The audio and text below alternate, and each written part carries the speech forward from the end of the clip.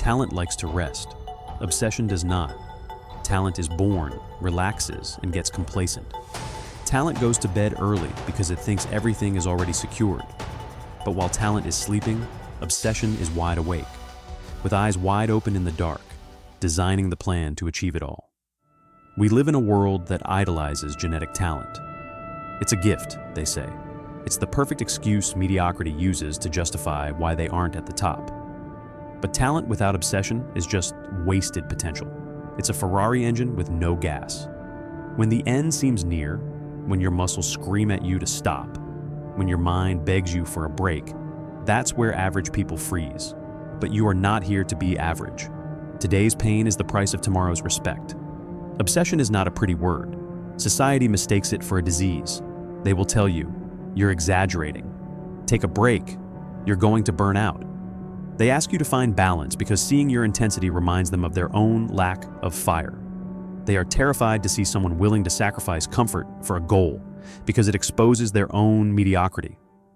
But the obsessive mind doesn't understand gray areas.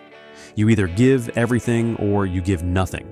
There are no halfway days, there are no halfway workouts, there are no halfway projects. Anyone who gets used to doing things halfway becomes mediocre. Every hour of the day counts. Every second of focus is one more brick in the fortress you are building in silence. While the world distracts itself with instant gratification, you are building a long-term empire. The great Chinese philosopher Lao Tzu left an uncomfortable truth that few manage to understand in the modern world. To lead is to be more and do less. What does this really mean? It doesn't mean working less out of laziness. It means that your being, your mindset, your internal preparation, and your focus are so massive, so dense, and so obsessive that your external actions become surgical, lethal, and precise. You don't need to throw 1,000 desperate punches in the air. You become the master who lands a single blow because you spent 10 years perfecting it in anonymity. You stop chasing success, and you force success to follow you. To reach that level of magnetism and mastery, discipline has to stop being an obligation and become your identity. You have to reach the point where it doesn't hurt to get up early, but it hurts to stay in bed. You have to reach the point where effort is not a burden, but the only place where you feel truly alive. Think about Cristiano Ronaldo. Thousands of players had more technical magic than he did in his early days. But while the others went out to party, he put weights on his ankles to train in the middle of the night. When they asked him why he kept doing it after winning Ballon d'Ors and millions of dollars, the answer was always in his eyes: chronic dissatisfaction. The obsessed person does not compete against others. He competes against the most perfect version of himself. And that version never rests. For the obsessive mind, winning a championship is not the end of the journey. It's simply the signal that tomorrow morning, it's time to train again to win the next one. If you want eternal respect, you must be willing to pay the price in the dark.